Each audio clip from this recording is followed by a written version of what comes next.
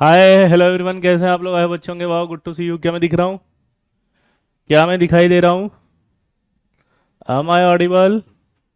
आज थोड़ी तबीयत ठीक लग रही है भाई, एनर्जेटिक लग रहा है आज, कुछ अच्छा बोलने की इच्छा हो रही है, वरना 3 दिन से तो सोर थ्रोट हो रहा था। हिम्मत ही नहीं हो रही थी पढ़ाने की। हाय। वाह।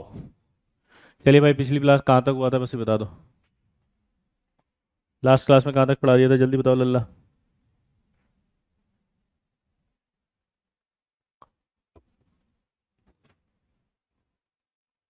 जल्दी बोलो। आशुतोष का हुआ भैया? आशुतोष कैसन बा? सब ठीक बा घर पे? सर क्लास ऑफ क्यों थी? क्योंकि सॉर थ्रोट हो रहा था एक्यूट, और मेरे से बोला नहीं जा रहा था, तबीयत खराब हो गई, जुकाम हो गया था, हेडेक हो रहा था। नहीं, कल भी क्लास ली तो थोड़ा सा ठीक था। आज थोड़ा लेकिन रिलेटिवली कंफर्टेबल है, तो कल और अच्छा हो जाएगा। अब ऐसी तबीयत में पढ़ा था, मैं बोला यार खास समझ क्या फ़ायदा होता है ना। फुल एनर्जी के साथ पढ़ाओ तो अच्छा लगता है ना। Factors affecting electron gain enthalpy था।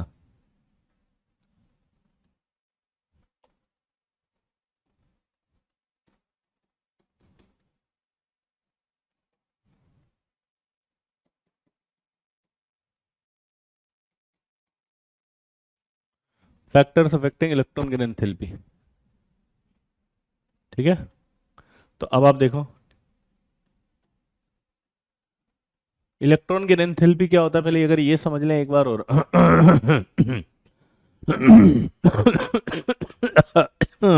आ गया।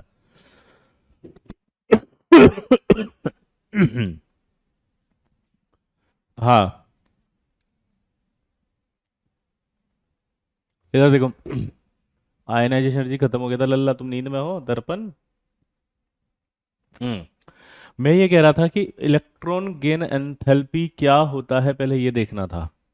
तो इलेक्ट्रॉन गेन एंथैल्पी के फैक्टर्स में बाद में बताऊंगा, क्योंकि हम पहले पढ़ चुके थे कि इलेक्ट्रॉन गेन एंथैल्पी कहते हैं किसे। देखो इधर, पहले हम ये समझ लें कि इलेक्ट्रॉन गेन एंथैल्पी क्या होती है। तो मैं इसको साइड में बता रहा हूँ यहाँ पे दोबारा से, कि हमने कहा था कि यार जब एक इलेक्ट्रॉन ऐड करते हैं ना, ध्यान से सुनना, ये एक इलेक्ट्रॉन इसमें ऐड कर दिया गैसियस आइसोलेटेड में, तो उसे कहा जाता है इलेक्ट्रॉन गेन एंथैल्पी। ठीक है, ये रिलीज्ड एनर्जी होती है। क्या होती है? रिलीज्ड।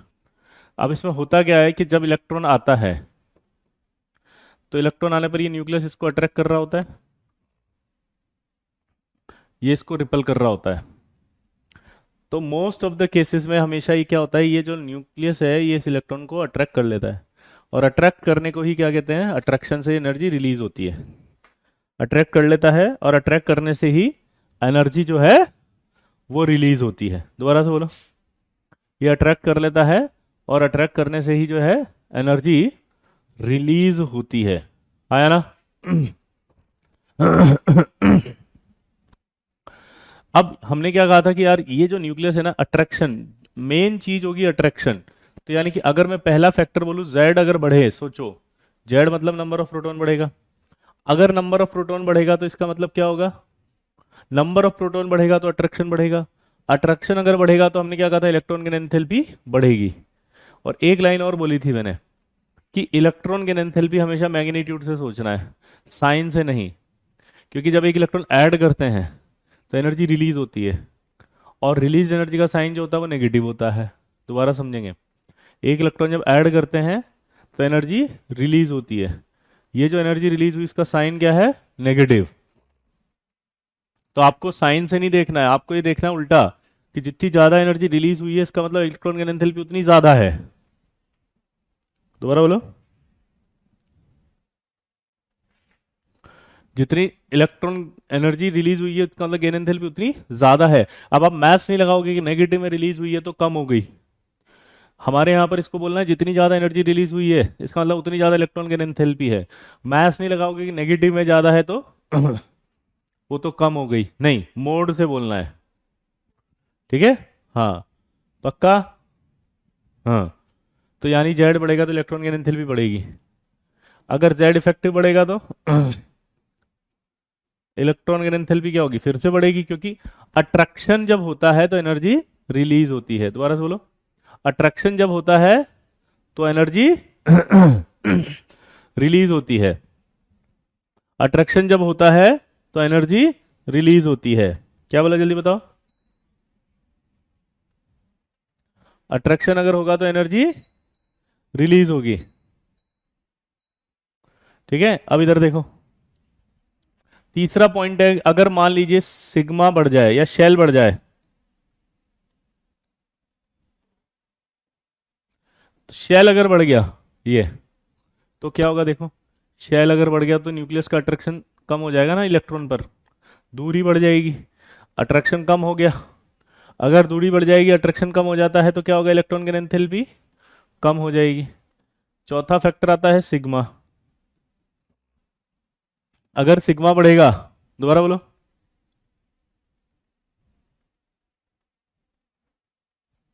अगर सिग्मा बढ़ेगा तो इलेक्ट्रॉन की एंथैल्पी फिर से कम हो जाएगी। पूछो क्यों? क्योंकि सिग्मा मतलब होता है स्लेटर कांस्टेंट। मैंने बताया था कि जो अंदर वाला इलेक्ट्रॉन है इस इलेक्ट्रॉन को धक्का देता है, जिससे ये दूर हो जाता है। दूर होते न्यूक्लियर चार्ज क्या होगा, कम। दूर होते न्यूक्लियर चार्ज क्या हो जाएगा, कम। अगर दूर होते इलेक्ट्रॉन चार्ज कम हो जाएगा दूर होते अगर इलेक्ट्रॉनिक चार्ज कम हो जाएगा तो सोचो क्या हुआ, अट्रैक्शन कम हो गया, दूर हो गया ना इलेक्ट्रॉन। अट्रैक्शन कम होते ही एंथैल्पी कम हो जाएगी। तो ये चार फैक्टर ऐसे हैं जो आपको ध्यान होने चाहिए। नोट कर लो इसको फटाफट।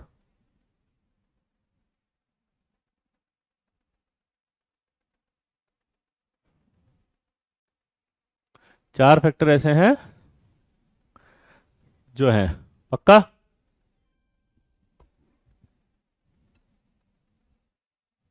भैया बहुत ही इंपॉर्टेंट एक टॉपिक है जिसमें से सवाल आता है जेई एडवांस में। मैं आपको फिर से बता देता हूँ, जो यहाँ पर मजे लेने के लिए आए हैं वो चले जाएं, क्योंकि जेई की तैयारी करने वाले को मजा नहीं आता है कभी भी।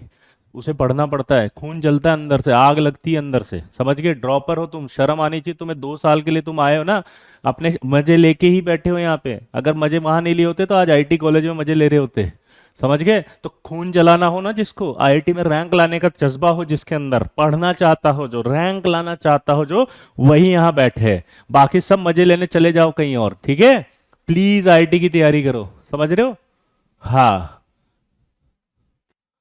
जी सैयद, आपको क्या समझ में नहीं आया पूछिए, क्योंकि आप पिछली क्लास में नहीं थे सैयद। अगर होते तो यहां पर ये सारी चीजें समझ में आती। हम्म। सैयद आपसे पूछा है कि आपको क्या समझ में नहीं आया, आपको लिखना पड़ेगा। क्लियर? हाँ बिल्कुल सही है। जेड बड़ा और जेड इफेक्टिव बड़ा तो बात सेम है, यस। क्लियर? एक ही बात है दोनों। जेड मतलब होता है प्रोटॉन हमेशा। अब देखो अगला फैक्टर, पांचवा फैक्टर होता है हाफ फील्ड। अब ये हाफ फील्ड में एक बात बताओ, फुल्ली फील्ड। मुझे बस इतना सा बताओ, हाफ फील्ड और फुल्ली फील्ड में, ठीक है। जो भी नए बच्चे आए हैं वो वेट करें, क्योंकि मैं अभी रिवीजन कराऊंगा इलेक्ट्रॉन की एंथैल्पी का, तो दोबारा से पूरा समझ में आ जाएगा, ठीक है। बिल्कुल चुपचाप रहे, है ना, सारा आ जाएगा समझ में। हाफ फील्ड और फुल्ली फील्ड की जब बात करते हैं तो यहाँ पर नाइट्रोजन की बात करते हैं अपन। नाइट्रोजन की बात करेंगे तो आएगा 1s2 2s2 2p3। आपको ध्यान से देखना होगा तो आप देखेंगे कि यहाँ पर पूरा हाफ फील्ड भरा हुआ है। डीपीपी के क्वेश्चंस भी कराएंगे आप, प्लीज रुद्रा अभी पढ़ने पर ध्यान दो, टॉपिक कंप्लीट होने दो, है ना। प्रिंस एनसीईआरटी से भी पढ़ेंगे आप थ्योरी, और शीट से भी, दोनों से पढ़नी है, ठीक है। हाँ बेटा, I know you are so intelligent, I am not, but फिर भी आप पढ़ कर आएंगे, ठीक है। अब इधर देखो, मुझे बताओ हाफ फील्ड स्टेबल है या नहीं है। हाफ फील्ड स्टेबल होता है। अगर हाफ फील्ड स्टेबल है तो ये इलेक्ट्रॉन एक्सेप्ट करेगा नहीं करेगा। क्यों?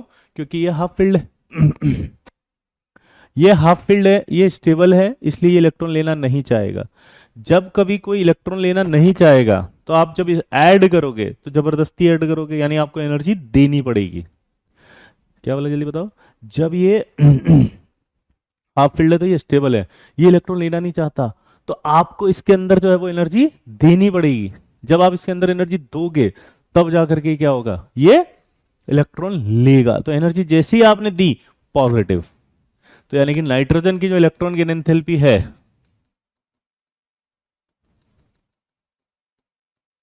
वो पॉजिटिव होती है। ये इंपॉर्टेंट हो गया कि नाइट्रोजन की इलेक्ट्रॉन गेन एंथैल्पी बोलो पॉजिटिव होती है। दोबारा से बोलो।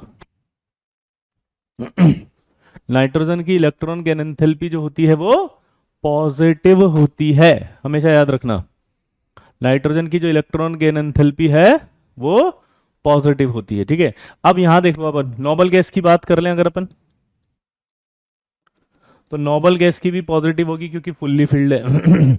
वो तो इलेक्ट्रॉन लेना ही नहीं चाहेंगे। यहां पर मैथ्स मत लगाना, पॉजिटिव मतलब ज्यादा है, नहीं उल्टा है, पॉजिटिव है मतलब देनी पड़ रही है, यानी कि इच्छा नहीं है इलेक्ट्रॉन लेने की। तो ये जो पॉजिटिव लिखा हुआ है, ये पॉजिटिव जो लिखा हुआ है इसका मतलब है इनकी इच्छा नहीं है लेने की बिल्कुल भी। इलेक्ट्रॉन एफिनिटी भी एक वर्ड होता है, इसका मतलब इलेक्ट्रॉन एफिनिटी जीरो है इनकी। क्लियर। इसी तरह से आपका सेकंड ए वाले, कौन से, सेकंड ए, यानी कि जैसे बेरिलियम है, मैग्नीशियम है, कैल्शियम है, ये सब सेकंड ए वालों के लिए भी पॉजिटिव होती है इलेक्ट्रॉन गेन एंथैल्पी। क्यों? क्योंकि इनमें भी आपका एस भरा हुआ है, तो इनकी भी इलेक्ट्रॉन लेने की इच्छा नहीं है। पक्का, इनकी भी लेने की इच्छा नहीं है, ठीक है। अब कुछ बच्चे कहेंगे कि साहब मुझे तो कंफ्यूजन हो रहा है, वापस से मेरी तरफ देखो। ऐसे हाथ बना लिया करो जब डाउट आए। इलेक्ट्रॉन गया और अगर एनर्जी लिखी, इलेक्ट्रॉन गया, एनर्जी रिलीज हुई, रिलीज्ड एनर्जी का साइन नेगेटिव, इसका मतलब समझ रहे हो इलेक्ट्रॉन आसानी से ऐड हुआ है। जितना आसानी से ऐड होगा उतनी ज्यादा एनर्जी रिलीज होगी ना। तो नेगेटिव साइन जितना ज्यादा आएगा इसका मतलब उतना आसानी से इलेक्ट्रॉन ऐड हुआ है। तो पॉजिटिव और नेगेटिव का लफड़ा क्या हुआ उमेश? जितनी ज्यादा नेगेटिव आएगी इलेक्ट्रॉन की एंथैल्पी उतना इलेक्ट्रॉन आसानी से ऐड होगा। जितनी ज्यादा पॉजिटिव आएगी इसका मतलब उतना मुश्किल से ऐड होगा, आपको ऐड करने के लिए एनर्जी देनी पड़ रही है। समझ में आया? तो पॉजिटिव जब भी आ रही हो तो समझ जाना कम है, और नेगेटिव जब भी आ रही है मतलब ज्यादा है।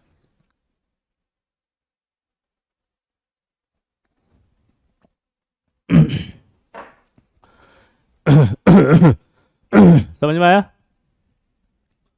क्या बोला जल्दी बताओ।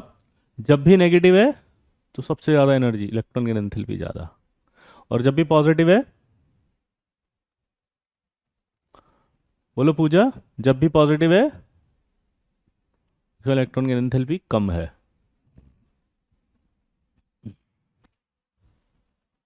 अगला देखो, यहां तक क्लियर सबको?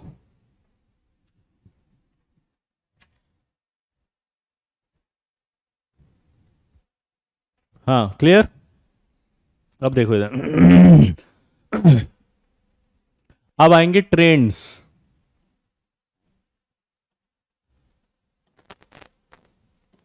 Along with period.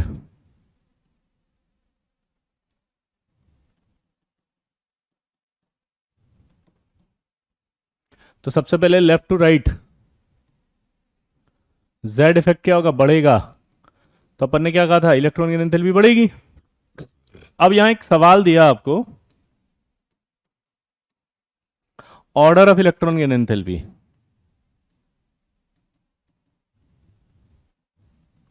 क्या सवाल दिया बताओ? Order of electron gain enthalpy, दोबारा बोलो।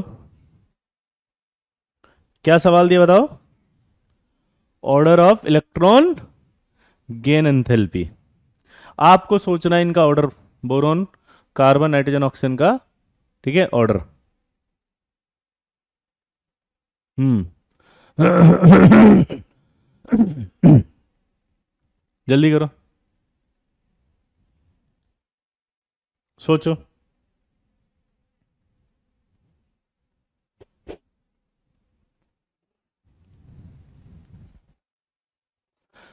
तो जब आंसर आएगा ना, तो आंसर क्या आएगा सोचते हैं। इनमें सबसे पहले तो ये देखो किसकी इलेक्ट्रॉन गेन एंथैल्पी पॉजिटिव है, सोचो। किसकी इलेक्ट्रॉन गेन एंथैल्पी पॉजिटिव है, सोचो। किसकी इलेक्ट्रॉन गेन एंथैल्पी पॉजिटिव है? जिसकी इलेक्ट्रॉन गेन एंथैल्पी पॉजिटिव होती है वो तो सबसे कम होती है। ये तो पहले ही ऑर्डर में पीछे आ गया, नहीं आया समझ में। ये सबसे पीछे क्यों आया? क्योंकि इसकी इलेक्ट्रॉन की एंथैल्पी तो पॉजिटिव है, यानी कि इलेक्ट्रॉन ऐड करने में आपकी जान निकल जाएगी। इलेक्ट्रॉन ऐड करने में जान निकल जाएगी, ये तो सबसे कम है, तो ये तो हट गया। उसके बाद इधर से इधर जा रहे तो जेड इफेक्टिव बढ़ रहा है, तो जेड इफेक्टिव बढ़ेगा तो फिर ऑर्डर ये आएगा सीधा सीधा। ये सबसे पीछे क्यों आया? क्योंकि इसके पास, बोलो, हाफ फील्ड था, इसकी इलेक्ट्रॉन की एंथैल्पी पॉजिटिव थी, इसलिए सबसे पीछे आएगा। दोबारा बोलो। ये इलेक्ट्रॉन की एंथैल्पी क्या थी इसकी? पॉजिटिव। इलेक्ट्रॉन की एंथैल्पी पॉजिटिव होने की वजह से क्या हुआ, ये सबसे पीछे आएगा। अब ये आगे देखो, लेफ्ट से राइट जेड इफेक्टिव बढ़ रहा है ना, जेड इफेक्टिव बढ़ेगा तो सबसे ज्यादा इसी का होगा क्योंकि न्यूक्लियर चार्ज ज्यादा है। सेकंड नंबर पे फिर कार्बन होगा, फिर बोरोन होगा, नाइट्रोजन सबसे पीछे आ गया, उसका रीजन बताओ। हाँ पीरियड ही तो है ये, लेफ्ट से राइट पीरियड, ये पीरियड ही तो है, ग्रुप थोड़ी है शिवम, ये पीरियड ही होते हैं, है ना। अब अगला देखो,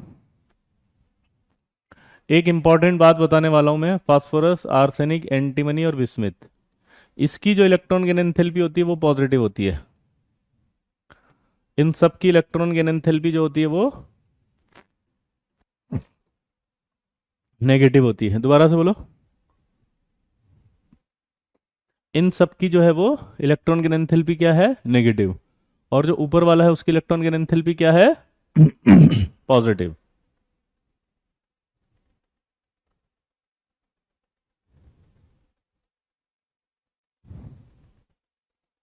पक्का?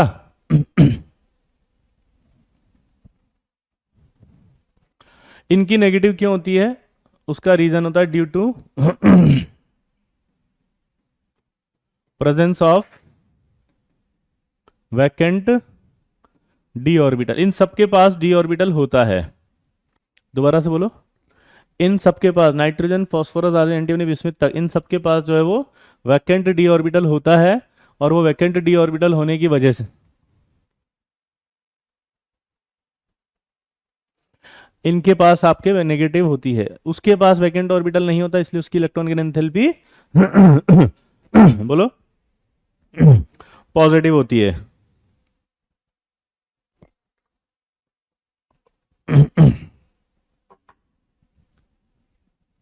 अब इसी पर एक सवाल फिर से पूछा सेम, मैं ना पीछे ही पूछूंगा इसलिए ताकि फील आए। एल्यूमिनियम,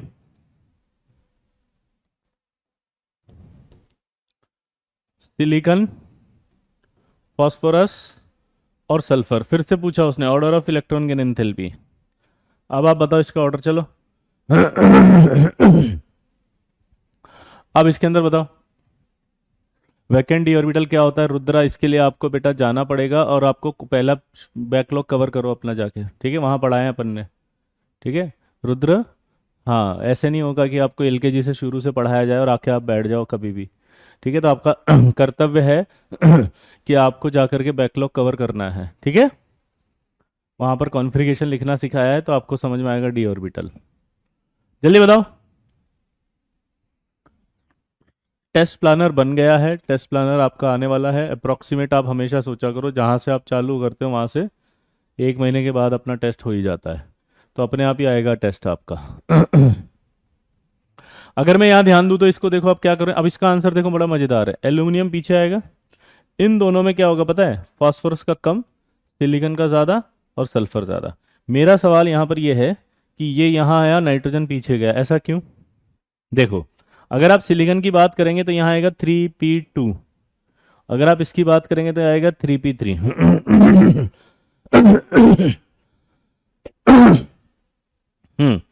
इसके पास हाफ फील्ड है तो इलेक्ट्रॉन लेने की इच्छा नहीं है, इसलिए इसकी पीछे आ जाएगी, और ये हाफ फील्ड हो सकता है कि एक इलेक्ट्रॉन लेगा तो, ठीक है।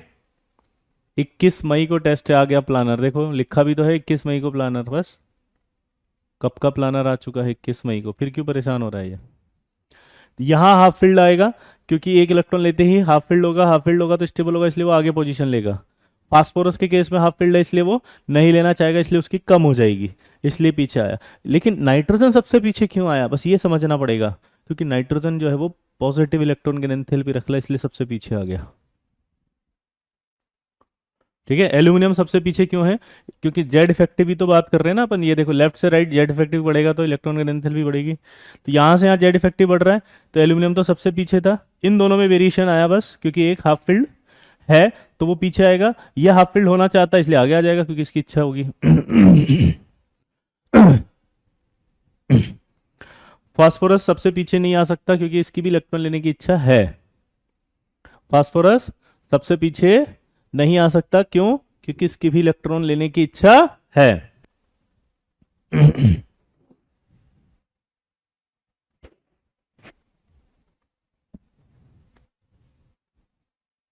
हम्म। अब अलोंग द पीरियड के बाद आएगा ग्रुप।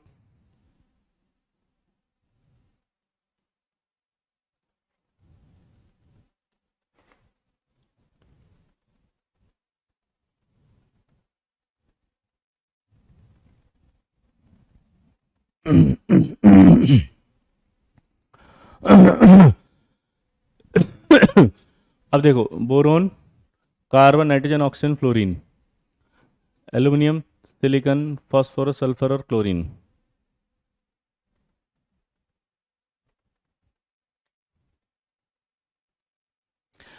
सर वही तो बता रहे हैं, इफेक्टिव न्यूक्लियर चार्ज भी लग रहा है ना सौरभ फास्फोरस पे, तो फास्फोरस सिर्फ सिलिकॉन से पीछे आएगा, सबसे पीछे नहीं आएगा, क्योंकि न्यूक्लियर चार्ज भी तो है उसके पास जो इलेक्ट्रॉन खींचने की इच्छा रख रहा है। वंश, यही तो डाउट था कि नाइट्रोजन की तरह उसको भी सबसे पीछे आना चाहिए था, लेकिन वो नहीं आया क्योंकि उसकी इलेक्ट्रॉन लेने की इच्छा है। पर सिलिकॉन और फास्फोरस में कंपेयर करें तो फास्फोरस की सिलिकॉन से कम है, इसलिए वो सिलिकॉन से पीछे आया है। आप समझ ही नहीं पा रहे हो शायद। तो सवाल का मतलब क्या निकलता वंश? अगर वंश हम नाइट्रोजन की तरह ही ऑर्डर आता तो इस सवाल को क्यों करवाते? नाइट्रोजन सबसे पीछे जाने का रीजन है कि उसकी इच्छा ही नहीं है बिल्कुल भी, तो सबसे पीछे आ गया वो। एन के अलावा बाकियों का नेगेटिव इसलिए आ रहा था कि इनके पास डी ऑर्बिटल खाली था, डी ऑर्बिटल खाली है इसलिए वो उसमें ले सकते हैं। देखो ये रहा डी ऑर्बिटल। फास्फोरस और नाइट्रोजन की बात करते हैं तो नाइट्रोजन का लास्ट कॉन्फ़िगरेशन देखो क्या आ रहा है। 1s2 2s2 2p3 आ रहा है, ये आएगा 1s2 2s2 2p6 3s2 3p3, और ये 3D खाली पड़ा रहता है ना उसी शेल का, तो यहाँ जगह है ना लेने के लिए खाली।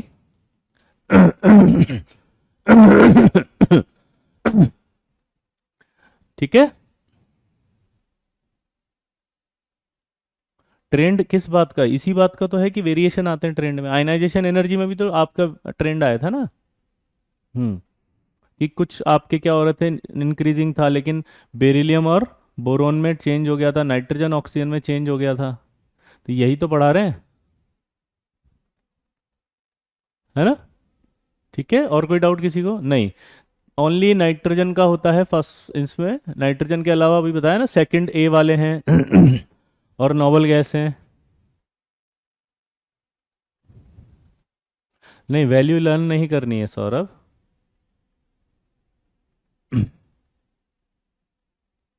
आ गया समझ में? अब इधर देखो, ये आपका सेकंड पीरियड के एलिमेंट्स हैं।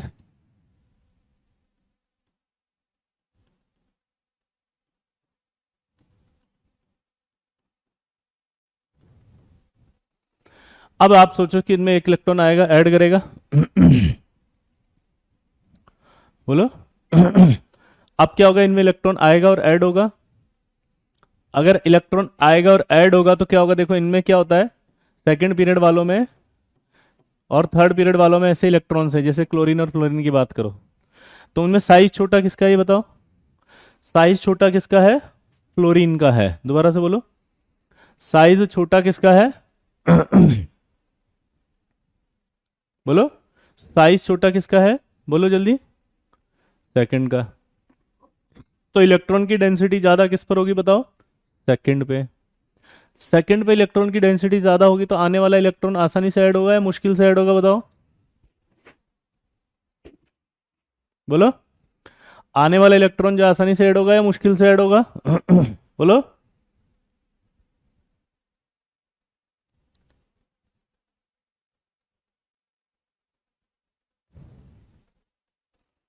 मुश्किल से ऐड होगा ना। तो यहां क्या होता है, सेकंड ग्रुप वालों में इलेक्ट्रॉन आसानी से नहीं होता है, जब आएगा तो धक्का पड़ेगा उसको, इसलिए इनकी इलेक्ट्रॉन गेन एंथैल्पी इनसे क्या हो जाएगी, कम। यानी कि सेकंड पीरियड और थर्ड पीरियड में अगर कंपेयर करें तो क्या होती है, electron gain enthalpy third period वालों की सेकंड पीरियड वालों से ज्यादा हो जाती है। इलेक्ट्रॉन गेन एंथैल्पी ऑर्डर क्या रहेगा, बोलो, थर्ड पीरियड वालों का ज्यादा होगा किससे, थर्ड पीरियड वालों का ज्यादा होगा किससे, सेकंड पीरियड वालों से। तो अगर मैं आपसे पूछूं कि फ्लोरीन और क्लोरीन में किसका ज्यादा, बोलो, तो किसका ज्यादा होगा, क्लोरीन। सल्फर ऑक्सीजन में किसका ज्यादा, सल्फर। आप समझ रहे हैं आप, बोलो, क्योंकि इनका साइज छोटा है, छोटा साइज होने से आने वाला इलेक्ट्रॉन मुश्किल से ऐड होगा, मुश्किल से ऐड होगा, इसलिए इनका इलेक्ट्रॉन आसानी से ऐड नहीं होगा, इसलिए इलेक्ट्रॉन की एंथैल्पी कम होगी। तो अब देखो लेफ्ट से राइट अगर जाएं पीरियोडिक टेबल में तो इलेक्ट्रॉन की एंथैल्पी बढ़ती है, लेफ्ट से राइट अगर जाएंगे तो इलेक्ट्रॉन की एंथैल्पी बढ़ती है, ऊपर से नीचे आएंगे तो घटेगी। अच्छा, नोबल गैस की गेन एंथैल्पी तो जीरो होती है, इसलिए उसको काउंट ही नहीं कर रहे, वो तो इच्छा ही नहीं है। अब नीचे आने पर घटती है, लेकिन जैसे ही नीचे आ रहे हो तो क्लोरीन और फ्लोरीन में क्लोरीन की ज्यादा है।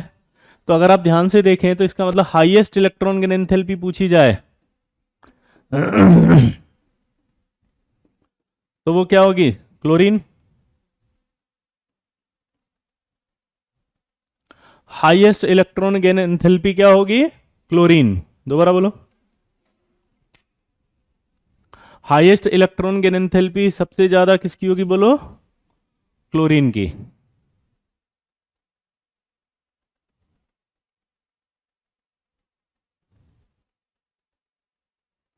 पूरी पीरियोडिक टेबल में अगर हाईएस्ट इलेक्ट्रॉन गेन एंथैल्पी पूछी जाए तो किसकी, क्लोरीन। इलेक्ट्रॉन गेन एंथैल्पी पूछ रहे हैं ना बेटा, इलेक्ट्रॉन नेगेटिविटी की बात नहीं हो रही है, ठीक है।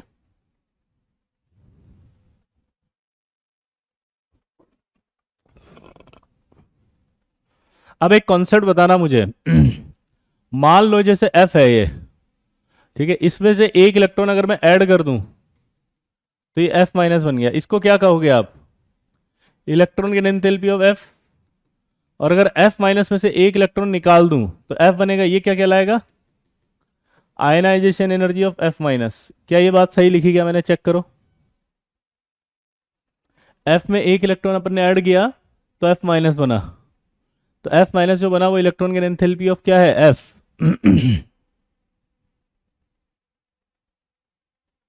और इसमें से अगर एक इलेक्ट्रॉन निकाल दूं मैं तो बन जाएगा एफ माइनस। ये क्या है,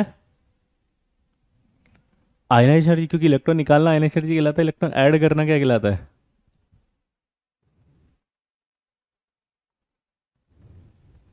ठीक है। इसका मतलब ये समझो आप, ऐसा नहीं लग रहा आपको, बेटा हरिओम 2 मिनट के लिए शांति से बैठ जाओगे आप, है ना, मैं आपको रिवाइज करा दूंगा सारा, मतलब मुंह में ठूस के दूंगा बिल्कुल नलची लगा के, 2 मिनट शांति काटो। पता नहीं पूरे 2 लेक्चर से क्या पढ़ते हो कि ये लाइन भी समझ में नहीं आ रही है। वो एक नमूना बार बार लिख रहा है, ब्रोमीन की क्यों, ब्रोमीन की क्यों, ब्रोमीन की क्यों, ब्रोमीन की क्यों। बता रहे हैं ना अभी, रुक तो सही, शांति काट। वो एक नमूना चालू हो गया उसका, आयोडीन की क्यों, आयोडीन की क्यों। नीचे आने पर क्या हो रहा है, सब बता रहा हूं, अभी सवाल करा करा के मुंह में ठूसेंगे, लेकिन इंपॉर्टेंट चीजें तो बता दे पहले, नहीं तो सवाल जहां से आएंगे वो तो बेकार हो गया। है उत्कर्ष, है हरिओम, यार मैं कर रहा हूं ना बात यार, मैं नहीं पढ़ा रहा, जा रहा हूं मैं। यार ये ऐसे बदतमीजी से उत्कर्ष जैसे इंटेलिजेंट बच्चे से बोल रहा है, ये कोई तरीका है। फ्यूचर आई10 है, वो सीईओ करोड़पति है, ऐसे थोड़ी होता है। ये बदतमीजी का, मैं जा रहा हूँ मैं निकल रहा हूँ, इससे ही पढ़ लो, तुम ही बदतमीजी कर रहा फालतू, वीजे 2.0 ही है। इसको समझा दो या तो मेरी क्लास में ना करे।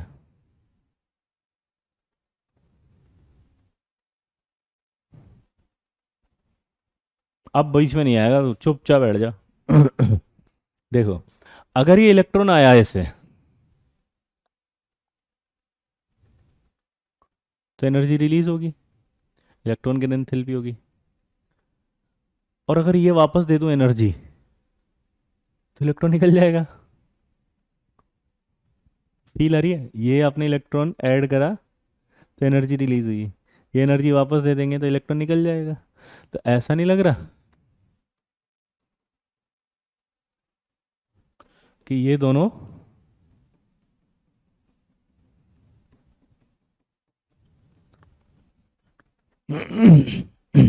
का मैग्नीट्यूड सेम है।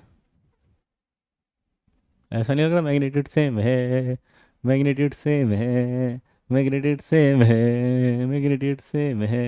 आया ना? अच्छा, इसी को मैं अगर चेंज कर दूं, Cl, एक इलेक्ट्रॉन ऐड कर दें, Cl माइनस बनेगा। Cl माइनस मतलब इलेक्ट्रॉन की enthalpy of Cl, Cl minus में से एक इलेक्ट्रॉन निकाल दिया तो इलेक्ट्रॉन की एंथैल्पी ऑफ क्या आ जाएगा ये, सॉरी, आयनाइज एनर्जी ऑफ क्या आ जाएगा, Cl माइनस। तो इन दोनों का अगर आप देखो तो क्या बनेगा ये, electron gain enthalpy of Cl बराबर magnitude wise ionization energy of Cl minus. ये कॉन्सेप्ट समझ में आया कि नहीं आया, बस बता दो।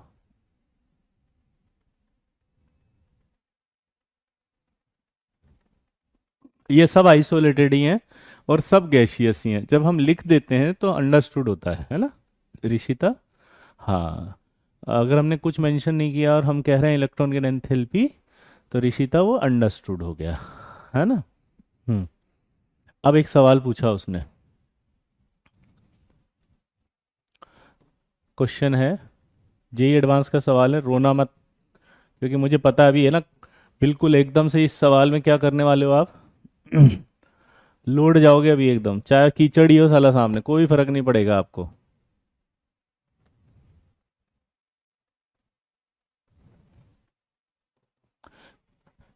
इस सवाल में अभी आप लौटने वाले हो।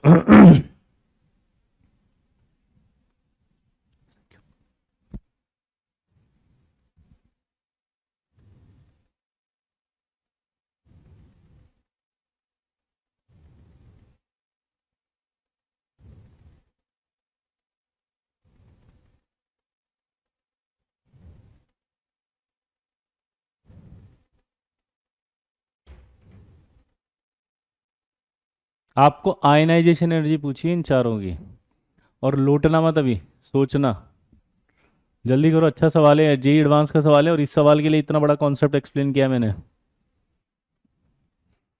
ऑर्डर ऑफ आयनाइजेशन एनर्जी मैं लिख देता हूँ।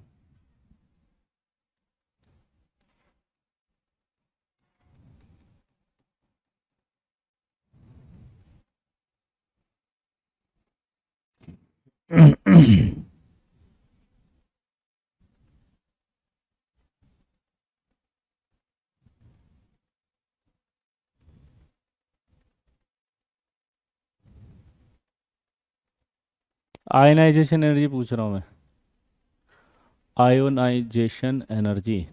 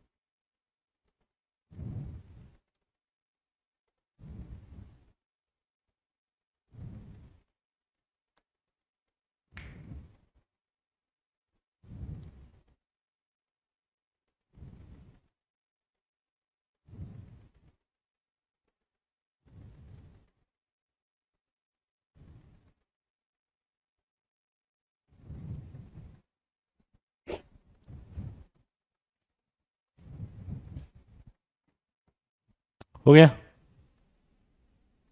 अब मैं आंसर देता हूँ, ध्यान से सुनना। सबसे पहले आयनाइजेशन एनर्जी तो आपको पता है किसकी ज़्यादा है,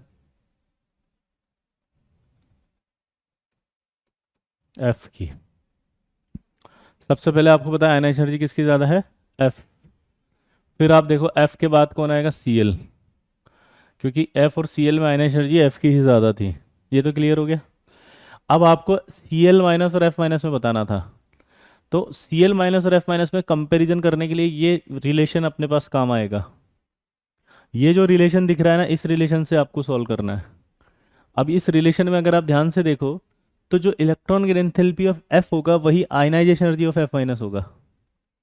इलेक्ट्रॉन गेन एंथैल्पी एफ जो है वही है ionization energy of F minus. तो इधर देखो कि electron gain enthalpy of Cl जो है वही ionization energy of Cl minus है। तो मुझे बताओ कि electron gain enthalpy of F और सीएल में से किसकी ज़्यादा होती है इलेक्ट्रॉन गेन एंथैल्पी, सोचो।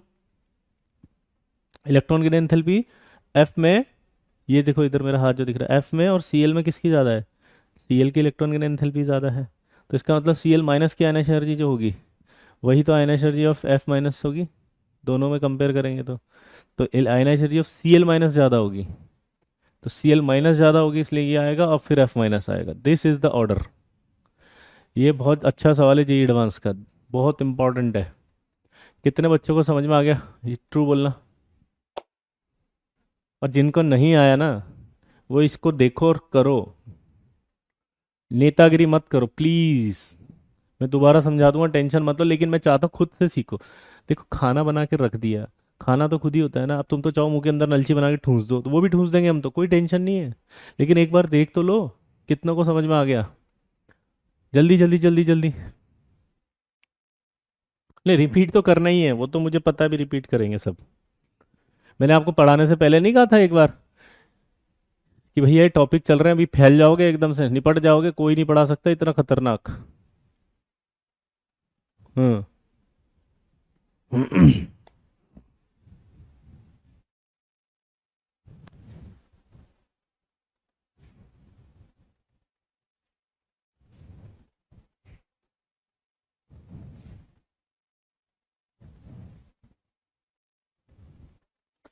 दोबारा समझेंगे इस सवाल को, अब यहाँ से देखेंगे एक बार।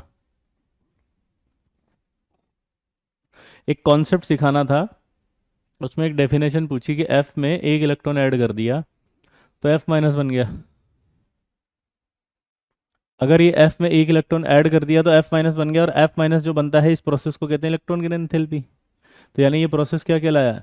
Electron gain enthalpy of F. यहाँ तक क्लियर? अगर मैं इसमें से वापस एक इलेक्ट्रॉन निकाल दूं तो एफ बन जाएगा, तो वो कहलाएगा आयनाइजेशन एनर्जी ऑफ एफ। वो क्या कहलाएगा?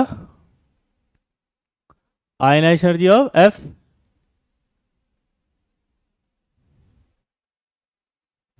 सेम कॉन्सेप्ट, सीएल में एक इलेक्ट्रॉन ऐड कर दिया, electron gain enthalpy of Cl. और एक इलेक्ट्रॉन अगर निकाल दिया उसमें से तो ionization energy of Cl minus. यहाँ तक ठीक? पहले इसको समझो फिर उसके बाद बात करेंगे वहां पे, ठीक है? ये होने के बाद आपको क्वेश्चन में दिया कि आयनाइजेशन एनर्जी निकालो। कुछ बच्चे अभी भी कंफ्यूजन में चल रहे हैं क्योंकि आपको ये नहीं पता कि आयनाइजेशन एनर्जी पूछा है, इलेक्ट्रॉन गेन एंथैल्पी नहीं पूछा है। आयोनाइजेशन एनर्जी में अपन ने पढ़ा था नीचे आने पर आयनाइजेशन एनर्जी घटती है।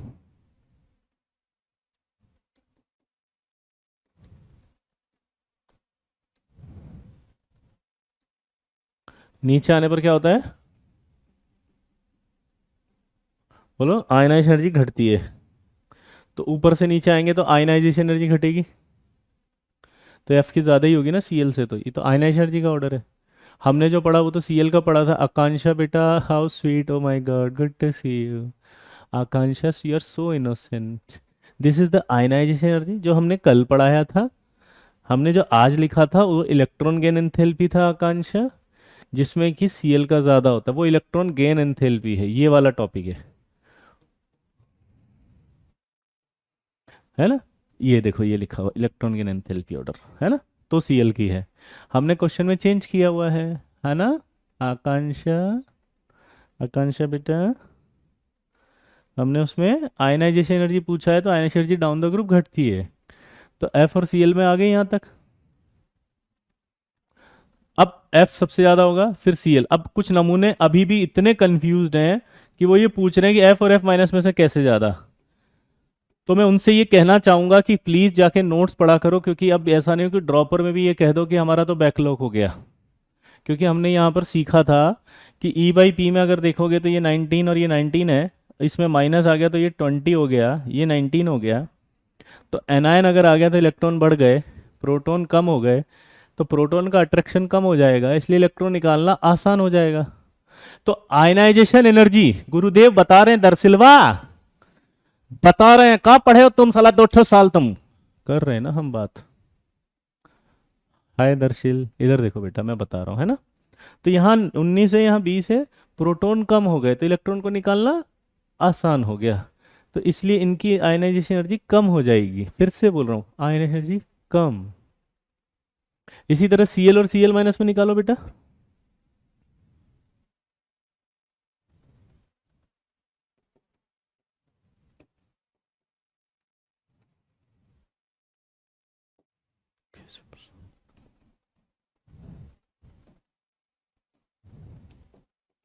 E बाई पी में देखो क्या हुआ, 17 17, यहाँ 17 18।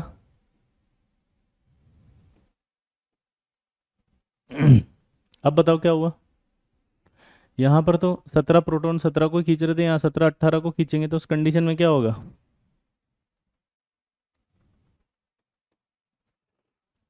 अट्रैक्शन कम हो गया।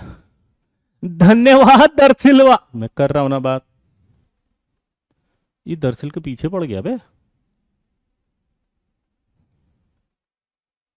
तो इनका तो समझ में आ गया ना, एफ और एफ माइनस में तो क्यों हुआ, क्योंकि नेगेटिव है।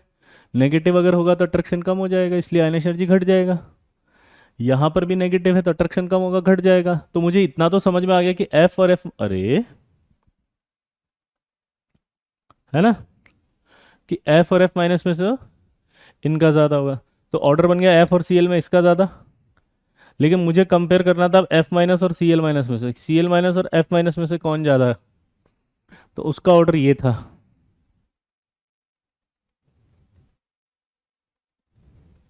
हाय स्नेहा, डर के आगे जीत है, नींबू पानी, है ना स्नेहा, डरना नहीं है स्नेहा।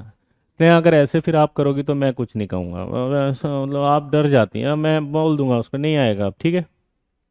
अब नहीं आएगा, 2.0 मना कर देगा वो, ठीक है। स्नेहा जी डर जाती हैं फिर क्या मतलब है, तो कुछ बचा ही नहीं। ऐसे थोड़ी होता है तो। पक्का क्वेश्चन समझ में आया लल्ला।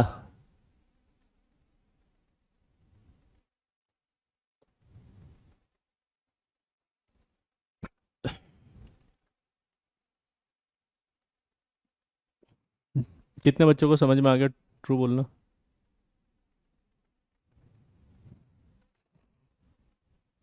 चमक गया। चलो, अब कुछ सवाल करेंगे अच्छे अच्छे, ध्यान से सुनना। एक रूल होता है अगर पता हो तो, जैसे ए प्लस बी है, सी प्लस डी है, और अगर यहाँ पर इसने एनर्जी दे रखी है माइनस, तो अगर रिएक्शन को उल्टा कर दिया जाए तो आपका डेल्टा एच क्या हो जाता है, साइन चेंज कर लेता है। ये कितने बच्चों को पता है, जल्दी बताओ। ए प्लस बी से सी प्लस डी है, डेल्टा एच नेगेटिव है, और अगर मैं इसको उल्टा कर दूँ तो, बोलो। उल्टा कर दे तो क्या होगा, साइन चेंज हो जाएगा। थर्मोडायनेमिक्स से पढ़ा होगा ये, और नहीं पढ़ा तो याद कर लो। थर्मोडायनेमिक्स में पढ़ा होगा ना, नहीं पढ़ा तो याद कर लो। अब तो याद हो गया।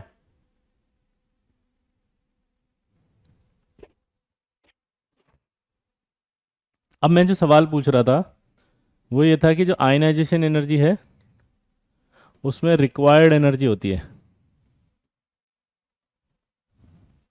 यानी जो प्रोसेस होता है वो एंडोथर्मिक होता है। यहां तक सबको याद है।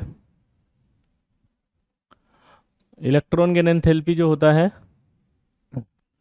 इलेक्ट्रॉन गेन एंथैल्पी जो होता है वो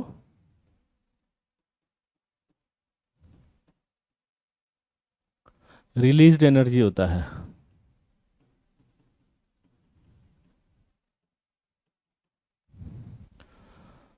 और वो रिलीज एनर्जी क्या होती है, एक्सोथर्मिक। रिलीज्ड एनर्जी क्या होती है, एक्सोथर्मिक।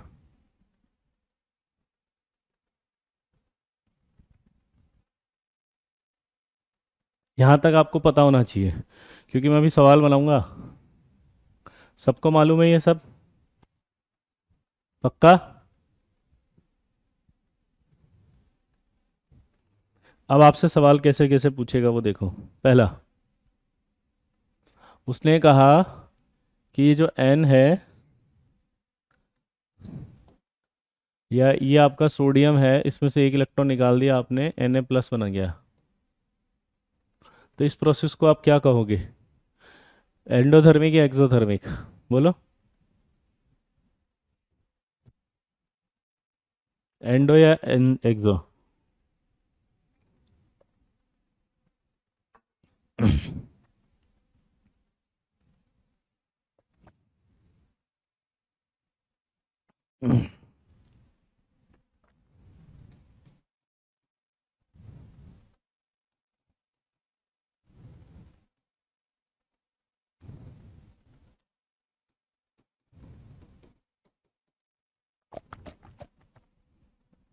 इस प्रोसेस को क्या कहोगे, इस प्रोसेस को क्या कहोगे? बोलो। इसको एक्सो,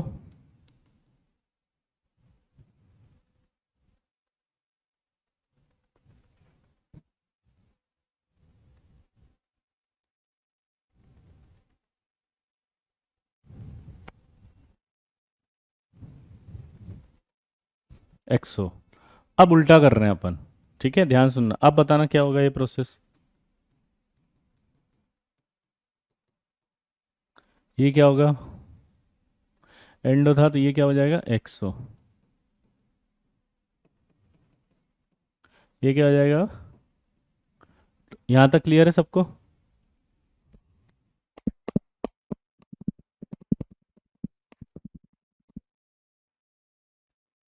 हाँ, तो ये याद हो गया अब अपने को, सबको याद हो गया ना? ये प्रोसेस समझ समझ में आ गया? पक्का? कोई दिक्कत नहीं है ना? अब देखो एग्जामिनर कितना सिंपल क्वेश्चन पूछता है और हम इतने कंफ्यूज हो जाते हैं।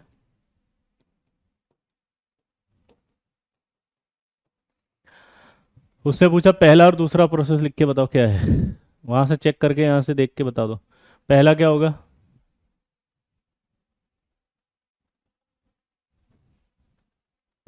हम्म, सोचो।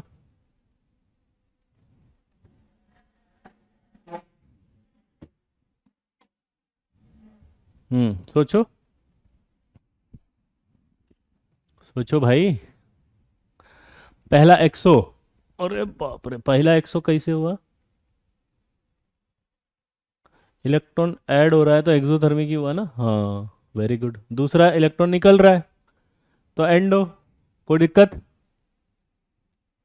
पक्का? अब देखो, पहला जो होगा वो होगा एंडोथर्मिक, और दूसरा जो होगा एक्सोथर्मिक। ये का बदतमीजी है?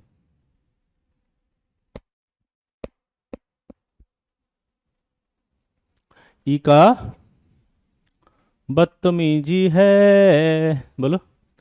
ई कहा बदतमीजी है, गुगली हो गया वे। This is called googly. भैया जी गुगली हो गया, भैया जी गुगली हो गया, एकदम फक लगा से आउट हो गया, पता ही नहीं चला। भैया जी क्या करते हो, ऐसे थोड़ी चलेगा भैया जी। भैया जी बहुत गलत बात है भैया जी। भैया ऐसे करके ऐसे मार दिया हो, पता ही नहीं चला है। संभलते उससे पहले ही आपने उड़ा दिया हमको। तो भाई जी एडवांस है, हमने क्या कहा था, यूं ही नहीं कोई आई10 बन जाता। ये एडवांस की तैयारी करने आए हो ना, अब होगी ऑनलाइन में रैंक की तैयारी। या तो आप ये कह दो कि साहब ऐसे सवाल ही मत कराओ जे एडवांस में जो आते हैं, और या फिर आप वो लल्लू लल्लू कर लो जो एनसीईआरटी की 2-4 लाइनें होती है बस। खुश हो जाओ अपने मन से, 5 सवाल में ऐसे दे दूं जो आपसे हो जावे। देखो, आपकी आइडियोलॉजी ब्रेक करना जरूरी है आपको। आपको कोई भी अगर ऐसे सवाल देता है जो इजी गोइंग हो जाते हैं, इसका मतलब है वो आपके साथ फर्जीवाड़ा कर रहा है। क्योंकि एक तो अपनी शक्ल देख लेना, और एक जेई एडवांस को देख लेना, कभी मैच नहीं कर रहे होंगे। फिर कैसे पॉसिबल है कि तुमसे सवाल हो गए? खून जलना चाहिए, अंदर से आग लगनी चाहिए कि ये क्या पूछ रहा है साला, 3 बार पढ़ा तब जाके समझ में आया कि हे भगवान ये पूछा है इसने। तब लगना चाहिए जेई एडवांस की तैयारी है। समझ रहे हो? अब ये मत सोचना कि मैंने तो किए थे तो हो गए। तो ये यहाँ सोचने हम सोचवा रहे ना आपको अब। तो इसका नेगेटिव ये नहीं हो जाए कि टीचर पता नहीं क्या पढ़ाता है, समझ में ही नहीं आता, कंफ्यूज हो जाते हैं। तो यहाँ पर कंफ्यूज करेंगे तभी तो सवाल में कोई गलती नहीं करोगे। आपको याद है जब हमने अभी इलेक्ट्रॉन की एंथैल्पी लिखी थी, तो हमने तीन जगह इलेक्ट्रॉन की एंथैल्पी पॉजिटिव थी।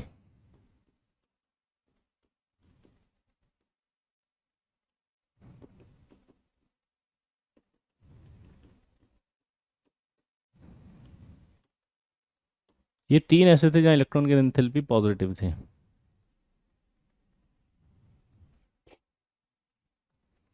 बोलो। यह तीन जगह ऐसी थी जहाँ इलेक्ट्रॉन की एंथैल्पी पॉजिटिव है। यानी जब इसमें इलेक्ट्रॉन ऐड कर रहे हो तो इलेक्ट्रॉन पॉजिटिव पॉजिटिव मतलब एंडोथर्मिक थी। इसको उल्टा कर देंगे तो क्या होगा? एक्सोथर्मिक।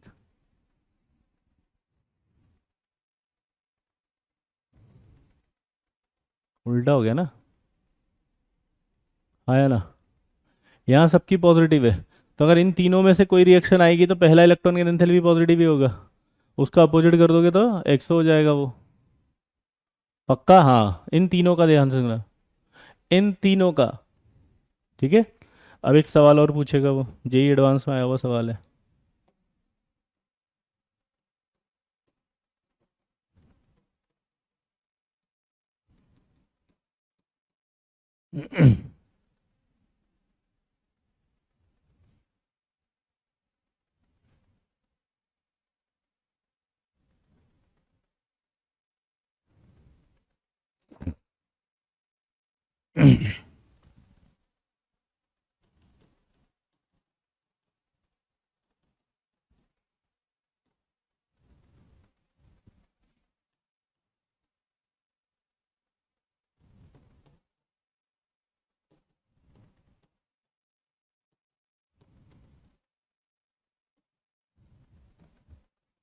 सोच के बताओ।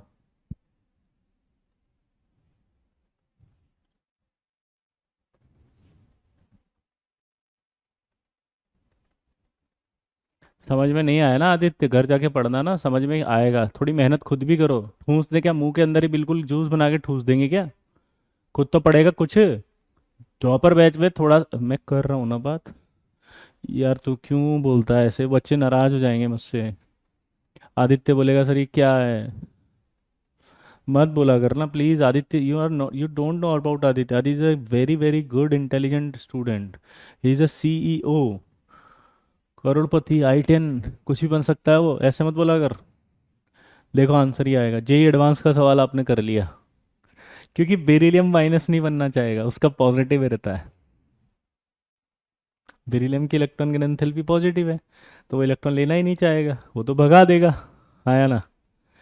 अरे बेरिलियम नहीं लेना चाहेगा इलेक्ट्रॉन। क्यों? क्योंकि उसकी इलेक्ट्रॉन की एंथैल्पी पॉजिटिव है। अभी बताया था जिसकी इलेक्ट्रॉन की एंथैल्पी पॉजिटिव होती है वो इलेक्ट्रॉन लेना पसंद नहीं करते। दोबारा बोलो। वो इलेक्ट्रॉन लेना पसंद नहीं करते। बाकी सब इलेक्ट्रॉन लेना पसंद करेंगे, क्योंकि ये नहीं लेगा क्योंकि इसकी इलेक्ट्रॉन की एंथैल्पी पॉजिटिव होती है। अभी तो बताया तीन की पॉजिटिव होती है, नाइट्रोजन, सेकंड ए, और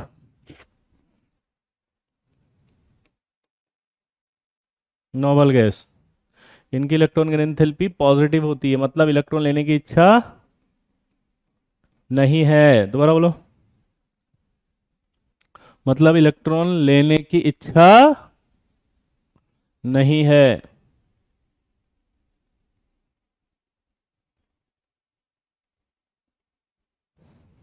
तो इसलिए ये सबसे इंपॉर्टेंट है, ये लीस्ट स्टेबल आयन होगा।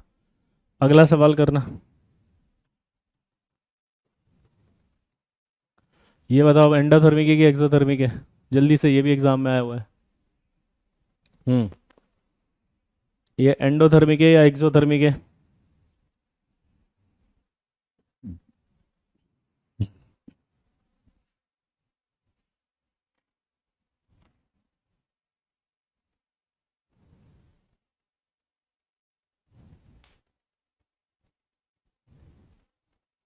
ये तो एक्सोथर्मिक ही होगा। लेकिन आंसर गलत आया, ये एंडोथर्मिक है। क्या है ये? एंडोथर्मिक। हे भगवान, आप सोच रहे होंगे क्या हो रहा है। भगवान है कहाँ रे तू, ए खुदा है कहाँ रे तू। ये क्या हो रहा है मेरे साथ? ये क्या चल रहा है? What is going on in this batch? Is this teacher is capable to teach me? अब आपको पता चलेगा। यस। अरे भाई, जब हमने पढ़ा था कि जब एक इलेक्ट्रॉन ऐड करते हैं तो इलेक्ट्रॉन की एंथैल्पी होती है नेगेटिव। इलेक्ट्रॉन की एंथैल्पी होती है नेगेटिव। लेकिन जब आपको याद है दूसरा इलेक्ट्रॉन इसके अगेंस्ट ऐड करते हैं, मैंने बताया था, तो वहां इलेक्ट्रॉन की एंथैल्पी हो जाती थी पॉजिटिव, क्योंकि उसमें इलेक्ट्रॉन ऐड करना पड़ता था।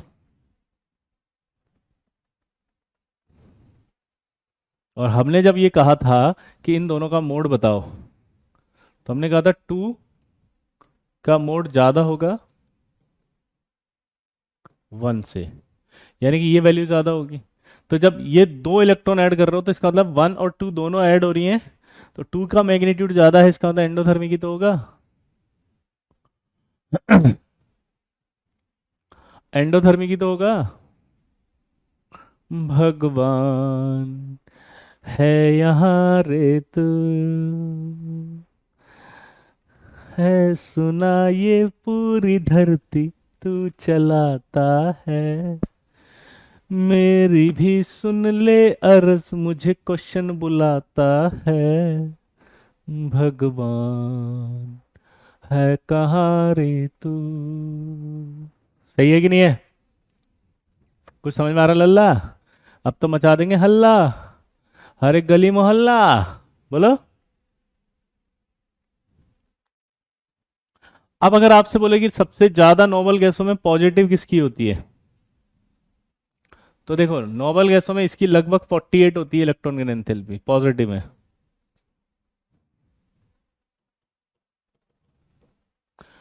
और जो नियोन है उसकी लगभग 110 होती है। तो नोबल गैसों में अगर हाईएस्ट पॉजिटिव इलेक्ट्रॉन की एंथैल्पी पूछी जाए तो कौन रखता है? नियोन हैज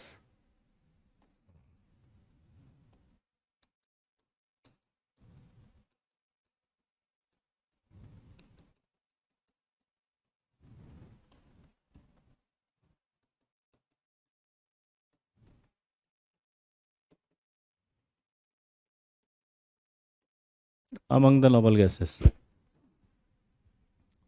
सबसे ज्यादा पॉजिटिव कौन रखेगा? नियन। सबसे ज्यादा कौन रखेगा? नियोन। 116 के आसपास आएगी इसकी। कौन रखेगा? नियोन। यही आईटी है, यही आईटी है। अब मैं आपको इलेक्ट्रॉन का एंथैल्पी एक बार और रिवाइज करा देता हूँ शुरू से जितना अभी तक पढ़ाया। ठीक है? आप बस चुपचाप बैठोगे, आया ना, और कोई बकवास नहीं करोगे। ठीक है? जिसको जो समझ में आ रहा है वो अच्छे से समझता जाए। ठीक है? मैं बस रिवाइज करा रहा हूँ। एनर्जी की यूनिट क्या होती है? चंदन। वही यूनिट यहाँ होगी एनर्जी की। एनर्जी तो पढ़ रहे हैं हम। एक बात और ध्यान रखें, इलेक्ट्रॉन की एंथैल्पी और इलेक्ट्रॉन एफिनिटी एक ही बात है ना। आपको कंफ्यूज नहीं होना है। ये साइन नेगेटिव रिलीज एनर्जी के लिए है। इसको और इसको आप मैथ्स मत लगा देना कि यार यहाँ पर ये तो नेगेटिव में है तो ये पॉजिटिव में है, ये अगर ज़्यादा है तो ये कम हो गई। ऐसे नहीं, दोनों बराबर ही सेम बात है। जहां जहां मैं इलेक्ट्रॉन नेगेटिविटी बोल, इलेक्ट्रॉन गेन एंथैल्पी बोलूंगा, मैं वहां वहां इलेक्ट्रॉन एफिनिटी भी बोल सकता हूँ। दोबारा बोलो। जहां जहां मैं इलेक्ट्रॉन गेन एंथैल्पी बोलूंगा वहां मैं एफिनिटी भी बोल सकता हूँ, दोनों एक ही है। कंप्लीट में बताया ना, हाईएस्ट पॉजिटिव नियोन। लेकिन आप मत याद रखो ऐसे परमिंदर, आप बस एक याद रखो पूरी पीरियडिक टेबल में हाईएस्ट किसकी? क्लोरीन। नहीं तो आंसर गलत हो जाएगा। ओए परमिंदर, और तुसी ऐसी मत कर यहाँ पे, और लस्सी दा गिलास ससु तो रोटी नहीं है। और जब बड़ा सियल याद रख सबसे ज्यादा रखता है तो नीत अग्री मत कर। ये क्या कर रहा है, लसीदे गिलास में सरसों साग और उसी के अंदर जो है वो पराठा डाल के गुल गुल के पीने की सोच रहा है। ऐसे थोड़ी होगा, ये तो सब मिक्स कर दिया इसने। और ऐसे करेगा तो ना पराठे का स्वाद आएगा ना लसीदा। और सीधा एक लाइन याद रखो परमिंद्रे कि हाईएस्ट इलेक्ट्रॉन गेन एंथैल्पी पूछे तो किसकी होगी, बोल परमिंद्रे। सीएल की। ओ परमिंद्रे, ओ किसकी बोलेगा तुसी ओसी? अ? ओ किसकी ओए? ओ क्लोरीन की हाईएस्ट बस ओए। सिंपल है। हाँ? और अब मैं रिवीजन करा रहा हूं। अब कोई लस्सी नहीं बनाएगा बैठ के यहाँ पे, ठीक है? आगे बढ़ते हैं तुसी।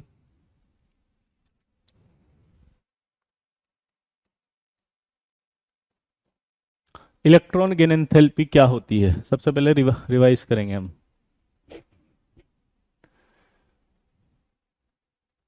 सुशील, जिसके पास माइंड नहीं होगा आउट ऑफ माइंड ही जाएगा उसके। अरे आउट ऑफ माइंड जाना है, माइंड होगा तो आएगा ना, अब माइंड ही नहीं है तो आउट ऑफ माइंड ही जाएगा तो सी असी। मैं कर रहा हूँ ना, मैं जा रहा हूँ यार, तू अगर ऐसे बदतमीजी करेगा बच्चों के साथ मैं निकल रहा हूँ, मेरे से नहीं होगा। क्या क्या खींच रहा है मुझे, जाने दे। नहीं मैं जा। अरे क्या, अरे पागल, छुट। सॉरी बोल रहा है, आइंदा से नहीं। इन बच्चों के साथ कोई बदतमीजी नहीं पसंद करूंगा मैं। इधर देखो, इलेक्ट्रॉन गेन एंथैल्पी क्या होता है, सिंपल सा amount, amount of released energy. दोबारा सुनेंगे, amount of released energy when one electron is added in isolated gaseous atom. जल्दी बोलो। Amount of released energy when one electron is added in isolated gaseous atom, यानी कि x में एक electron अगर add कर दें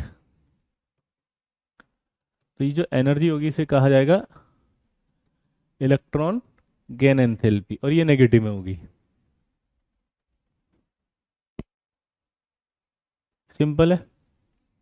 अब क्या होता है कि इलेक्ट्रॉन कैसे जुड़ता है वो समझते हैं। ये एक एटम बना लिया मैंने, ये रहा।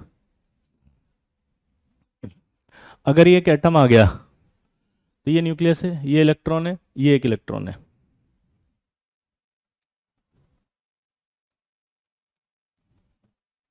अब अगर आप ध्यान से देखें तो ये इलेक्ट्रॉन जब इसको धक्का देगा ये तो नहीं जुड़ने देगा, रिपल कर रहा है। लेकिन ये जो है न्यूक्लियस है, ये न्यूक्लियस इसको अपनी ओर खींच रहा है।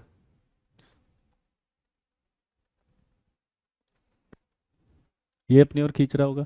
तो मोस्ट ऑफ द केसेस में ये जो न्यूक्लियस है, ये न्यूक्लियस इस इलेक्ट्रॉन को अपनी ओर खींचता है। अगर अपनी ओर खींचता है तो अट्रैक्शन हो रहा है ना, उस अट्रैक्शन की वजह से ये ऐड होता है।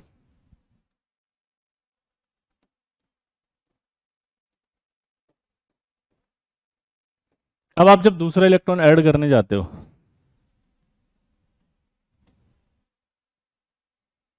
तो वो इसको धक्का देगा, ये इसको खींचेगा, लेकिन अब नेगेटिव बढ़ गया। अगर यहाँ नेगेटिव बढ़ गया है तो ये धक्का देगा, इसको बहुत ज़्यादा धक्का देगा। अगर ये धक्का देगा तो रिपल्शन होगा, रिपल्शन होगा तो क्या होगा, इलेक्ट्रॉन ऐड करने के लिए आपको एनर्जी देनी पड़ेगी। अब धक्का देंगे तो एनर्जी देनी पड़ेगी। जब आप एनर्जी दोगे तब जुड़ेंगे ना दो इलेक्ट्रॉन, ये तो एक इलेक्ट्रॉन तो ऐड हो गया था। तो जब आप एनर्जी दोगे तो वो एनर्जी पॉजिटिव हो जाएगी।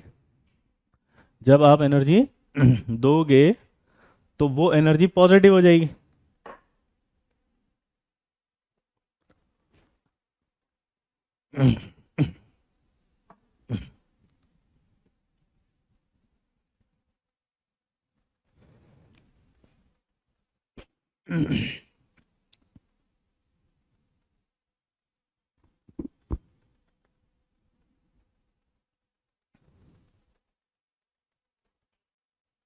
अब अगर आप देखो तो पहला इलेक्ट्रॉन का एंथैल्पी नेगेटिव है, दूसरा इलेक्ट्रॉन का एंथैल्पी पॉजिटिव है, हाँ या ना? पहला नेगेटिव है और दूसरा पॉजिटिव है, हाँ या ना? सिंपल है कि नहीं है? तो we can not compare first and second.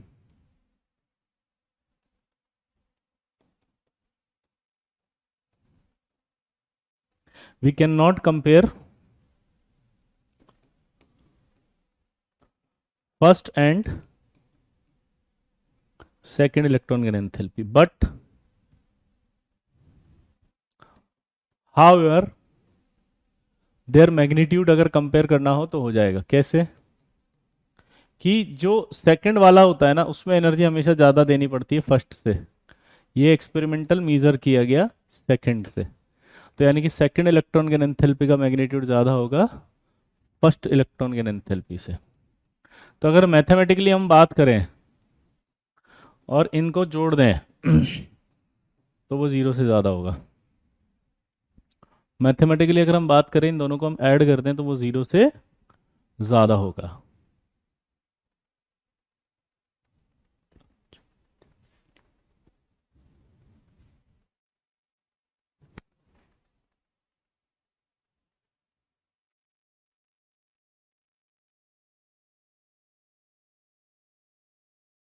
यहाँ तक मैथमेटिक्स आ गई. अब जो बेसिक फंडा इलेक्ट्रॉन गेन एंथैल्पी का था वो यहाँ से चल रहा है कि ये न्यूक्लियस इसको खींच रहा होता है बस, जिसकी वजह से इलेक्ट्रॉन ऐड हो रहा है. इसी को इलेक्ट्रॉन गेन एंथैल्पी कहेंगे. पहला सवाल. दूसरा सवाल, कुछ भी ना दिया जाए तो हमेशा फर्स्ट इलेक्ट्रॉन गेन एंथैल्पी ही कंसिडर होती है. दोबारा बोलो. कुछ नहीं दिया जाए तो फर्स्ट इलेक्ट्रॉन गेन एंथैल्पी ही कंसिडर होती है. मतलब वो वाली कंसिडर वही सोच के करना है अपने को. ठीक है. अब अब जो मैं समझा रहा था वो ये था कि फैक्टर्स अफेक्टिंग, कौन कौन से फैक्टर्स होते हैं जो अफेक्ट करेंगे.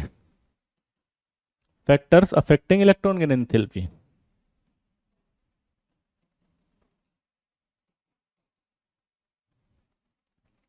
Factors affecting electron gain enthalpy. तो यहां देखो. पहला, अगर मान लीजिए जेड बढ़ रहा है, जेड मतलब होता है number of protons. Number of protons अगर बढ़ रहे हैं तो अट्रैक्शन बढ़ेगा. Feel low. अगर अट्रैक्शन बढ़ेगा तो इलेक्ट्रॉन आसानी से ऐड होगा या मुश्किल से? बताओ. यहां से देखो. अगर ये अट्रैक्शन बढ़ेगा प्रोटॉन बढ़ने से तो इलेक्ट्रॉन आसानी से ऐड होगा. आसानी से ऐड होगा तो इलेक्ट्रॉन की एंथैल्पी ज़्यादा होगी. मैंने ये कहा था कि एनर्जी रिलीज हो रही है इसलिए साइन नेगेटिव है, और हमें सोचना है कि जितनी ज़्यादा एनर्जी रिलीज होगी इसका मतलब इलेक्ट्रॉन उतना आसानी से जुड़ा है. तो हमें ये सोचना है कि जितनी ज़्यादा एनर्जी रिलीज होगी उतना इलेक्ट्रॉन की एंथैल्पी ज़्यादा है. तो हमें ये नहीं सोचना कि नेगेटिव में ज़्यादा है, आपको मैग्नीट्यूड सोचना है. तो इसलिए हमने कहा था कि नेगेटिव जब लिखा हो तो आपको नेगेटिव नहीं सोचना, मैग्नीट्यूड सोचना है. क्योंकि अगर आपने मैथ्स लगा दिया कि जितनी ज़्यादा नेगेटिव लिख ली इसका मतलब तो उतना कम हो गई वो, तो वैसे नहीं देखना था. कैसे देखना था? रिलीज एनर्जी जितनी ज़्यादा इलेक्ट्रॉन की एंथैल्पी उतनी ज़्यादा. तो मैंने यहां से शुरू किया था कि Z अगर बढ़ेगा तो आप खुद बताओ इलेक्ट्रॉन की एंथैल्पी क्या बोलोगे आप, बढ़ेगी या घटेगी? सोचो. बढ़ेगी या घटेगी?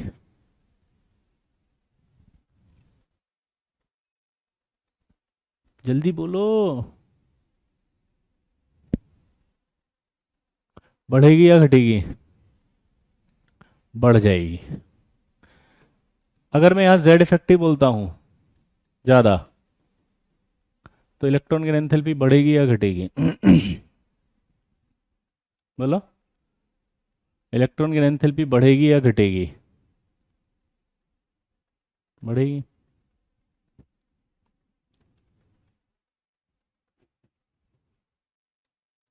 थर्ड. अब मैंने कहा था सिग्मा. सिग्मा क्या होता है पता है?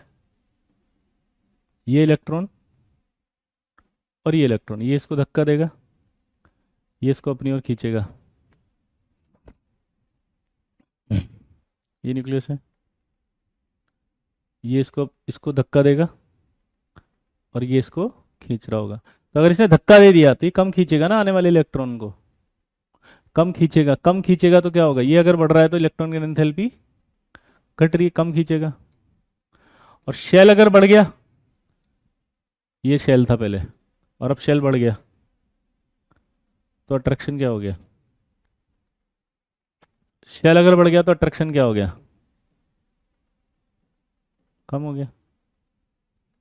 अट्रैक्शन अगर कम हो गया तो क्या हो गया, इलेक्ट्रॉन की एंथैल्पी घट गई। इलेक्ट्रॉन की एंथैल्पी घट गई।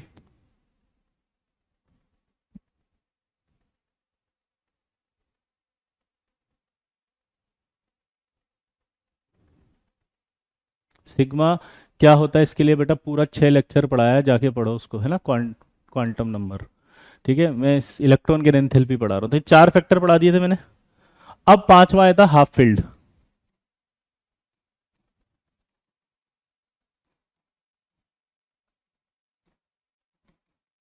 और फुल्ली फील्ड। पांचवा क्या आया था, हाफ फील्ड और फुल्ली फील्ड। पांचवा क्या आया था बताओ, हाफ फील्ड और फुल्ली फील्ड। अब देखो क्या होगा, हाफ फील्ड और फुल्ली फील्ड में अगर देखें तो क्या होगा। हाफ फील्ड मतलब होता है स्टेबल कॉन्फ़िगरेशन, वो इलेक्ट्रॉन लेना नहीं चाहेगा क्योंकि स्टेबल होते हैं वो, ऐसे इसको कहते हैं हाफ फील्ड। तो जो इलेक्ट्रॉन लेना नहीं चाहेगा उसमें इलेक्ट्रॉन ऐड करना पड़ेगा, हाँ या ना।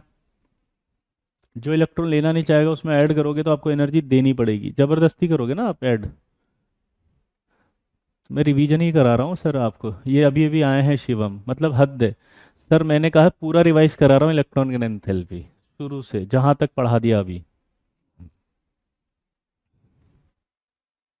तो आपका रिवीजन हो जाएगा, ठीक है। तो हाफ फील्ड की इच्छा नहीं होती लेने की, तो जब ये लेगा नहीं तो क्या होगा, ऐड करना पड़ेगा, तो क्या हो जाएगी वो, पॉजिटिव। तो ये क्या हो गई, पॉजिटिव। नाइट्रोजन के इलेक्ट्रॉन की एंथैल्पी पॉजिटिव। फिर कौन आया, सेकंड ए, सेकंड ए की भी पॉजिटिव और नोबल गैस की भी पॉजिटिव।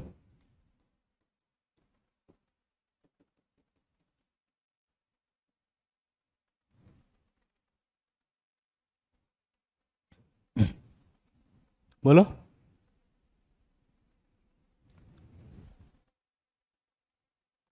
सेकंड ए पॉजिटिव, नोबल गैस की भी पॉजिटिव और नाइट्रोजन भी पॉजिटिव, ये तीनों की पॉजिटिव। पॉजिटिव का मतलब क्या निकालना है, इनकी इलेक्ट्रॉन लेने की इच्छा नहीं है, ठीक है, इनकी इलेक्ट्रॉन लेने की इच्छा नहीं है। सर लोएस्ट नहीं बोलते हैं, लोएस्ट वर्ड आता है नोबल गैसों के लिए, ठीक है। हाईएस्ट पूछेगा तो क्या आप टिक कर सकते हैं, ठीक है। आगे बढ़े, तो ये आपके पास पॉजिटिव होती हैं, यानी कि इनके इलेक्ट्रॉन लेने की इच्छा नहीं है, ये समझना है पॉजिटिव से, ठीक है। फिर हमने ट्रेंड्स की बात की थी, और ट्रेंड्स में एक इंपॉर्टेंट सवाल पहले किया था कि यार नाइट्रोजन के बाद जो फास्फोरस, आर्सेनिक, एंटीमनी और बिस्मिथ होते हैं, इनमें इलेक्ट्रॉन की एंथैल्पी पॉजिटिव थी, पर इनमें इलेक्ट्रॉन की एंथैल्पी नेगेटिव थी, और वो नेगेटिव थी due to presence of vacant orbital.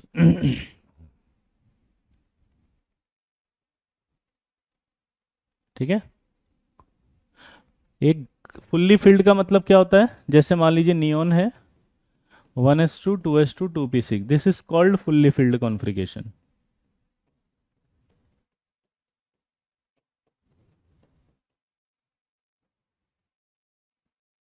ठीक है। यहां पर भी इलेक्ट्रॉन लेने की इच्छा नहीं है क्योंकि जितने भरने थे उतने भर दिए हैं, इसलिए ये नहीं लेना चाहेगा, ठीक है। अब इधर आओ, तो यहाँ सबकी नेगेटिव है, यहाँ पॉजिटिव। फिर एक क्वेश्चन दिया था मैंने कि यार बोरोन, कार्बन, नाइट्रोजन और ऑक्सीजन, ऑर्डर ऑफ इलेक्ट्रॉन की एंथैल्पी बताओ। तो इसका आंसर क्या आना चाहिए, सोचो। नाइट्रोजन की इलेक्ट्रॉन की एंथैल्पी तो क्या है, पॉजिटिव। नाइट्रोजन की इलेक्ट्रॉन की एंथैल्पी तो क्या है, पॉजिटिव, तो वो तो सबसे पीछे आ जाएगा।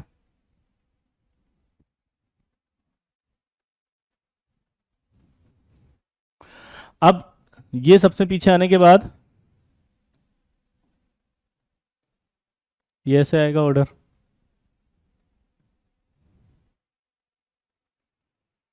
ये पीछे आने के बाद लेफ्ट से राइट जेड इफेक्टिव बढ़ता है, इसलिए सेम ऑर्डर आ जाएगा ये। नाइट्रोजन, बोरोन, कार्बन और ऑक्सीजन सेम आ जाएगा।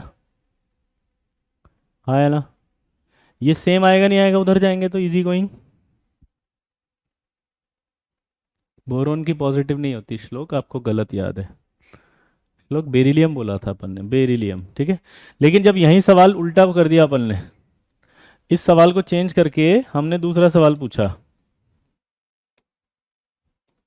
हमने बोरोन के नीचे एल्यूमिनियम आता है, कार्बन के नीचे सिलिकॉन आता है, फास्फोरस आता है, सल्फर आता है, इसमें पूछा। तो जब इसमें पूछा तो ऑर्डर ये आया था, एल्यूमिनियम, फिर फास्फोरस, फिर सिलिकॉन, फिर सल्फर। सवाल यह है कि ये फास्फोरस सबसे पीछे क्यों नहीं आया? क्योंकि इस फास्फोरस की इलेक्ट्रॉन की एंथैल्पी नेगेटिव है। तो ये नेगेटिव है इसलिए सबसे पीछे नहीं आया, सिलिकॉन से पीछे आया, क्योंकि सिलिकॉन का होता है 3p2। अगर ये 3p2 है तो ये एक इलेक्ट्रॉन लेते ही हाफ फिल्ड हो जाएगा, तो स्ट्रांग हो जाएगा, इसलिए ये आगे आना चाहता है।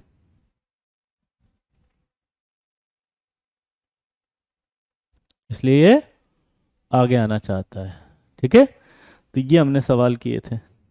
इसके बाद हमने कहा था कि बोरोन, कार्बन, नाइट्रोजन, ऑक्सीजन और फ्लोरीन, इसमें एल्यूमिनियम, सिलिकॉन, फास्फोरस, सल्फर और क्लोरीन। हमने कहा था ये सेकंड पीरियड के एलिमेंट है।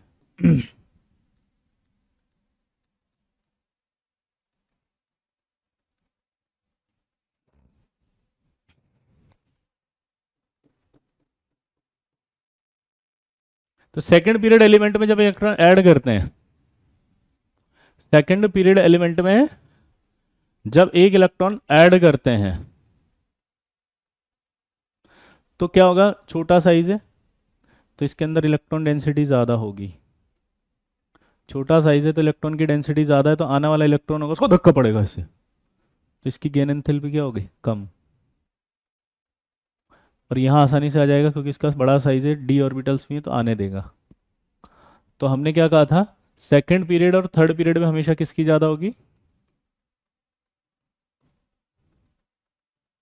थर्ड पीरियड वालों की।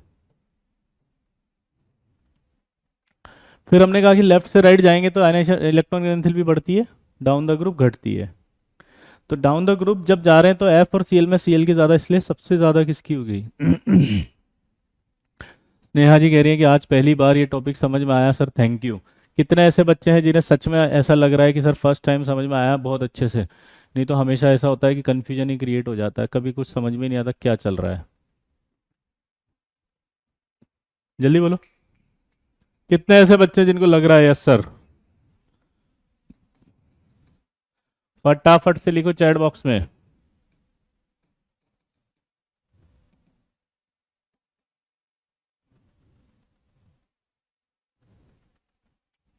यस सर, सर मेरे को समझ में आ रहा है, great sir, thank you sir, me sir, O my God sir, मज़ा आ गया sir, it's me sir, wow sir, thank you sir, love you sir, your efforts, wow sir, amazing sir, thank you sir, गर्दा मचा दिया sir.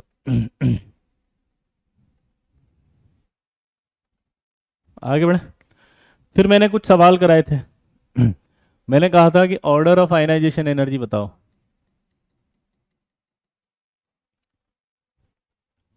क्या कहा था?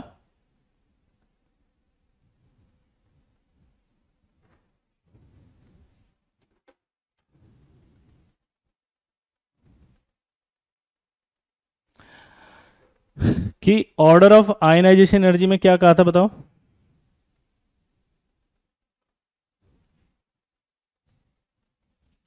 कि F, F minus C L और सी एल माइनस में बताओ। तो एफ और सी एल की आयनाइजेशन एनर्जी तो मैंने बताई दी थी कि इसकी ज़्यादा होगी, क्यों होगी? क्योंकि आयनाइजेशन एनर्जी अलग होती है, इलेक्ट्रॉन की एंथैल्पी अलग होती है। नीचे आने पर क्या होगा? एफ की आयनाइजेशन एनर्जी ज़्यादा होगी, सी एल की कम हो जाएगी। अब जो बच्चों को डाउट आया था उस समय, F F minus C L minus था। तो ई और पी अगर देखें तो इसमें कितना होता है? 17/17, 18/17। ई बाई पी देखेंगे तो 9/9, 10/9।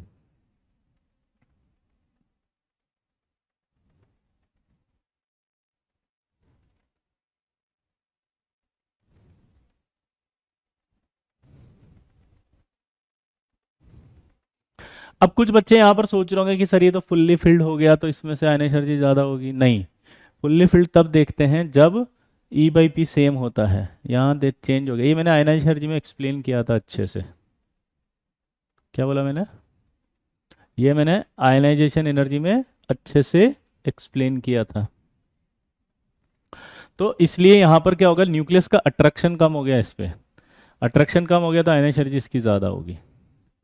अट्रैक्शन कम हो गया तो आयनाइजेशन एनर्जी इससे ज़्यादा होगी। ठीक है, तो जब यहाँ तक तो क्लियर हो गया था, प्रेफरेंस हमेशा ई बाई पी को देना है। जब ये बराबर हो तब कॉन्फ़िगरेशन देखते हैं। यश इतना अच्छे से समझाया था बेटा, दोबारा से एक बार ट्राई करो आप जाके। इतना अच्छे से समझाने के बाद ऐसे कह रहे हो आप हैं?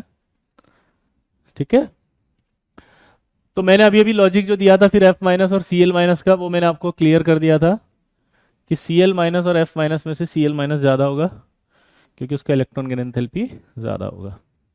एक बच्चा बहुत दुखी हो रहा है कि सर फिर आयोडीन का ज़्यादा होना चाहिए। देखो, जब हम इलेक्ट्रॉन ला रहे थे तो एफ में नहीं आ रहा था क्योंकि साइज छोटा था, तो रिपल्शन हो रहा था।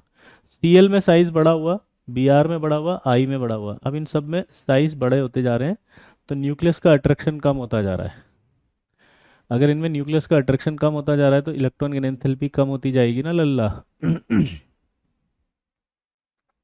इनमें इलेक्ट्रॉन की एंथैल्पी कम होती जाएगी, नहीं होती जाएगी नीचे आने पर, तो इसलिए आयोडीन कम हो जाएगा। तो मैं आपके लिए चारों का ऑर्डर लिख देता हूँ। सीएल सबसे ज़्यादा होगा, फिर एफ होगा, फिर बी आर होगा, फिर आई होगा। ऑर्डर ऑफ इलेक्ट्रॉन गिने अगर याद रखना है तो एक याद रखो, ये वाला, ये हम पी ब्लॉक में पढ़ेंगे। ऑक्सीजन सबसे पीछे आ जाता है, इसको याद रख लो तो परेशान ही नहीं होंगे। बाकी सब में यही ऑर्डर चलेगा। क्लियर?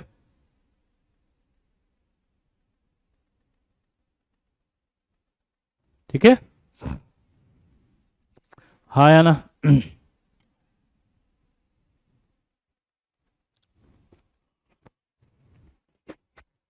एन इंक्रीज होगा तो अट्रैक्शन कम हो जाएगा ना बेटा वंश।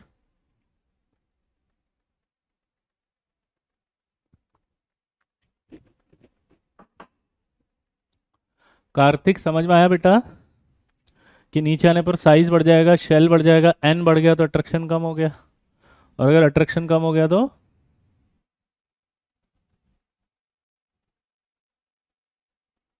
ये सब अपने आप याद होंगे ना, प्रैक्टिस करेंगे तो। सौरभ, जब आप प्रैक्टिस करोगे, क्वेश्चंस करोगे तो सब याद हो जाएगा। देखो आप बचपन में एलकेजी में पढ़ते थे ए फॉर एप्पल, याद ही नहीं होते थे। बाद में धीरे धीरे क्या हुआ, जब आप बड़ी क्लासेस में आने लगे तो सब समझ में आने लग गया था ना। हम्म, आया ना? अब इलेक्ट्रॉन गेन एंथैल्पी की एप्लीकेशंस की बात करें तो देखो, पहला,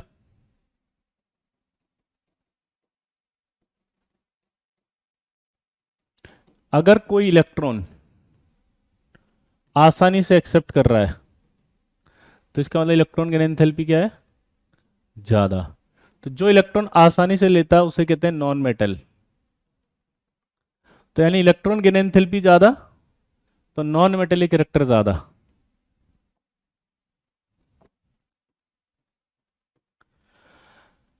लेफ्ट से राइट अगर जाते हैं दोबारा बोलो। लेफ्ट से राइट अगर जाते हैं तो क्या होगा बताओ?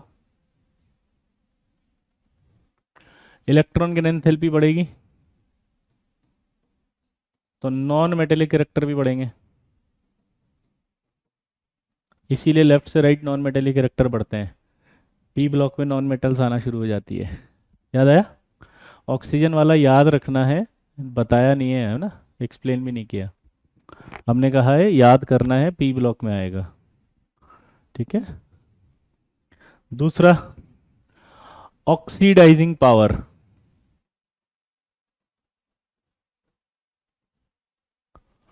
ऑक्सीडाइजिंग पावर की जब बात करते हैं तो क्या होता है ऑक्सीडाइजिंग पावर, ये समझना। एक्स पे एक इलेक्ट्रॉन ऐड कर दिया तो एक्स माइनस बन गया, इसका रिडक्शन हुआ कि नहीं हुआ? जिसका रिडक्शन होता है खुद क्या होता है? Oxidising agent.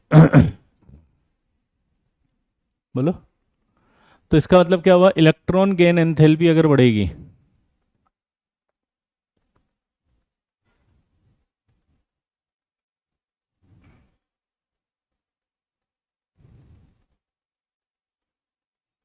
Electron gain enthalpy अगर बढ़ेगी तो हम क्या बोल सकते हैं? ऑक्सीडाइजिंग पावर बढ़ेगी। But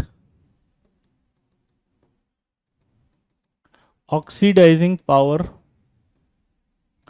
also depends on bond dissociation energy.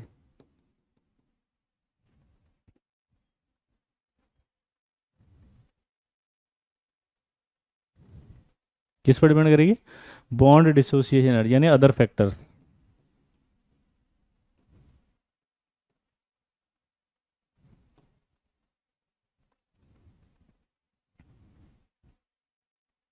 और सबसे स्ट्रॉन्ग रिड्यूसिंग एजेंट का अगर मैं ऑर्डर बता दूं, तो दुनिया में सबसे स्ट्रॉन्गेस्ट ऑक्सीडाइजिंग एजेंट का ऑर्डर ये होगा, हेलोजेंस में अगर हम बात करें।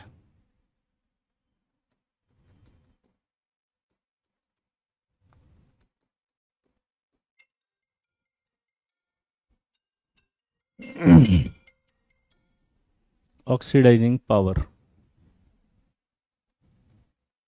और दुनिया में सबसे स्ट्रॉन्गेस्ट ऑक्सीडाइजिंग एजेंट होता है F2, सबसे ज़्यादा। पूरी पीरियोडिक टेबल में सबसे ज़्यादा कौन है?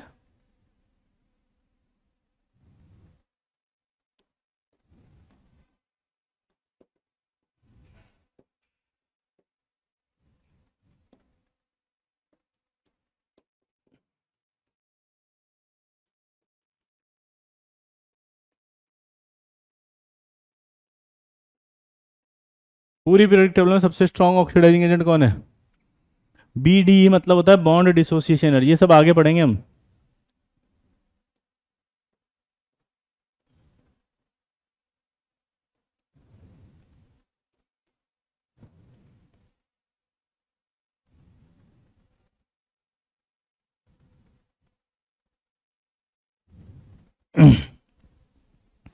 तो आप सिर्फ इलेक्ट्रॉन गेन एंथैल्पी से नहीं निकाल सकते हैं। क्या बोला बताओ मैंने? इलेक्ट्रॉन गेन एंथैल्पी से अकेले नहीं निकाल सकते। क्या? Oxidising power. ऑक्सीडाइजिंग पावर दूसरे फैक्टर्स पे भी डिपेंड करेगी। तो ये सब चीज़ें हम थर्मोडायनेमिक्स से पढ़ाएंगे ना फिजिकल में सर, तब आएगी ये आपको। लिथियम स्ट्रॉन्ग रिड्यूसिंग एजेंट होता है बेटा, मैंने नहीं बताया था? रिड्यूसिंग एजेंट अगर पूछा जाए तो ये तो मैं ऑक्सीडाइजिंग की बात कर रहा हूँ, आपको गलत याद है। ये रिड्यूसिंग एजेंट का ऑर्डर एस ब्लॉक में देखो आप, ये बताया होगा मैंने। ये भी लिखवाया था मैंने, है ना? Strong reducing agent due to high hydration energy. ये मैंने आयनाइजेशन एनर्जी में सिखाया था, याद है?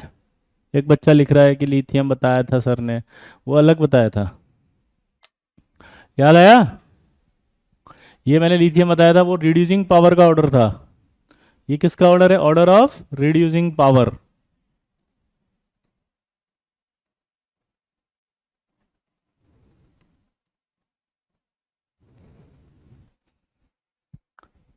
Order of reducing power. नहीं नहीं, आपका फॉल्ट थोड़ी होता है, आप तो नेता हो, नेता बैठ के कुछ भी लिख दोगे। हमें साफ करना पड़ेगा ना गलती तो यहाँ पे, सौरभ जी। मैं कर रहा हूं ना बात। चलिए दोस्तों, होमवर्क नोट करो। डीपीपी करके लानी है इलेक्ट्रॉन गेन एंथैल्पी तक,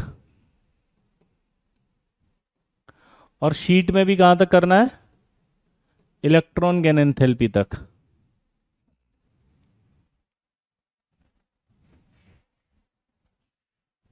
बाकी नेक्स्ट पे पढ़ेंगे, ठीक है? बाय।